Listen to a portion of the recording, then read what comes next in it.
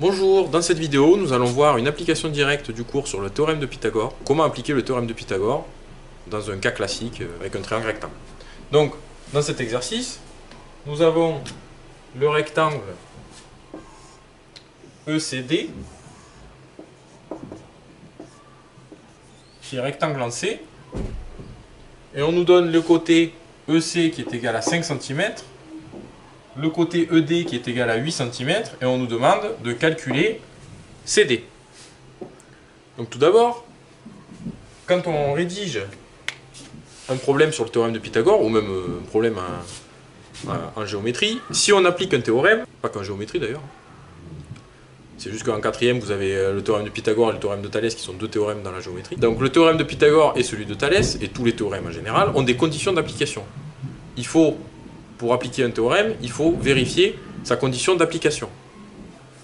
Quelle est la condition d'application du théorème de Pythagore? Il faut que le triangle soit rectangle.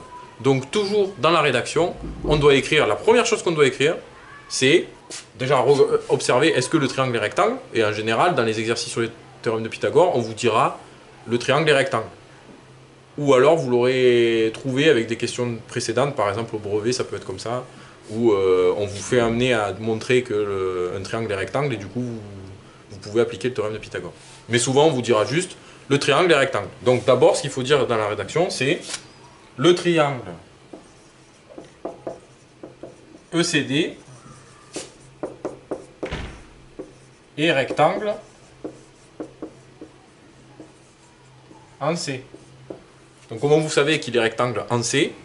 C'est juste que c'est le point où il y a l'angle droit, l'angle de 90 degrés. Ça c'est assez facile à savoir. Ensuite, je conseille dans la rédaction de marquer, après avoir écrit ça, de marquer l'hypoténuse, de trouver l'hypoténuse. Donc vous marquez l'hypoténuse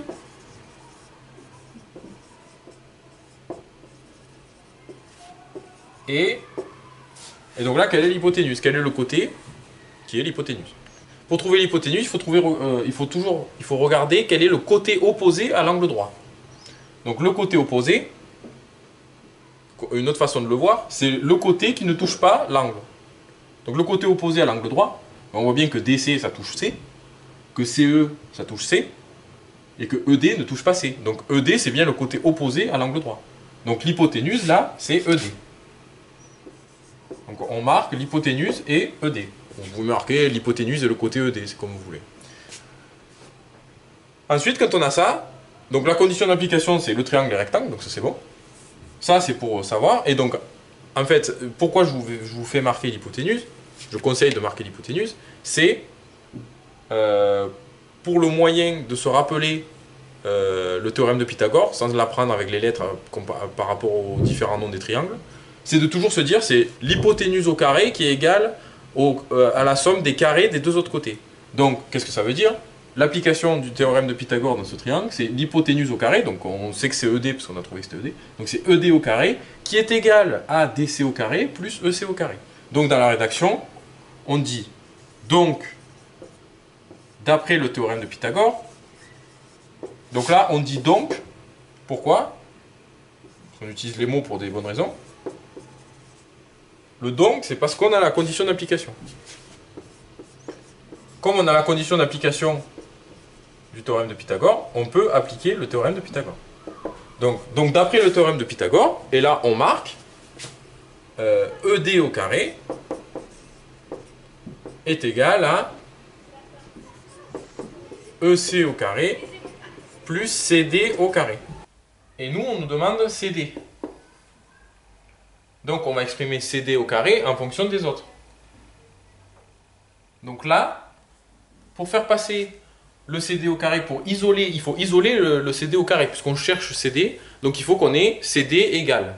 Sauf que là, on a que des carrés, donc au début, on doit trouver CD au carré égal. Donc, pour faire passer le plus EC carré, en fait, il faut faire passer le plus EC carré de l'autre côté du égal.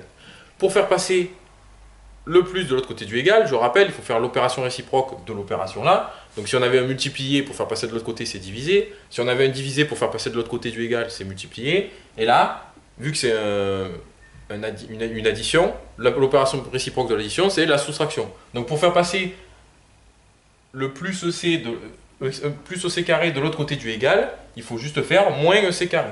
Donc on a ED au carré moins EC au carré qui est égal à CD au carré. Là on a bien CD au carré tout seul, c'est ça qu'on veut, c'est ça qu'on cherche.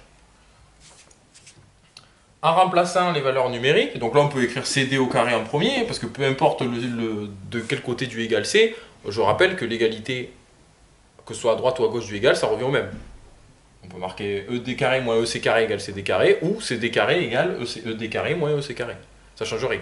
Donc là, on peut juste marquer ce qu'on cherche en premier, quoi. Donc CD au carré, ED au carré, donc c'est 8, parce que ED égale 8, donc ED au carré, c'est 8 au carré, moins, donc là c'est le moins, et EC au carré, EC c'est égal à 5, donc EC au carré, c'est égal à 5 au carré. Donc on a CD au carré, qui est égal à 8 au carré, qui est égal à 64, moins 5 au carré, qui est égal à 25. Et donc, on a CD au carré qui est égal à 39. Parce que 64 moins 25, ça fait 39. Et donc maintenant, comment on fait pour passer de CD carré à CD, vu que c'est ce qu'on cherche? On doit faire l'opération réciproque du carré, du coup, parce que c'est le carré, il faut enlever le carré. Et l'opération réciproque du carré, c'est la racine carrée. Donc racine de CD au carré, c'est égal à CD. Et si on fait racine carré à gauche du égal, on doit faire racine carrée à droite du égal. Donc ça fait CD qui est égal à racine carrée de 39. Ça, c'est la valeur exacte. Et la valeur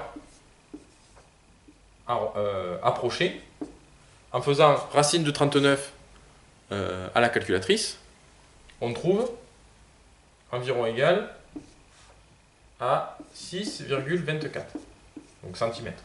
Donc voilà, on a calculé CD en utilisant le théorème de Pythagore, avec les conditions d'application, puis le théorème de Pythagore appliqué, puis l'application numérique. Et voilà, cet exercice est terminé.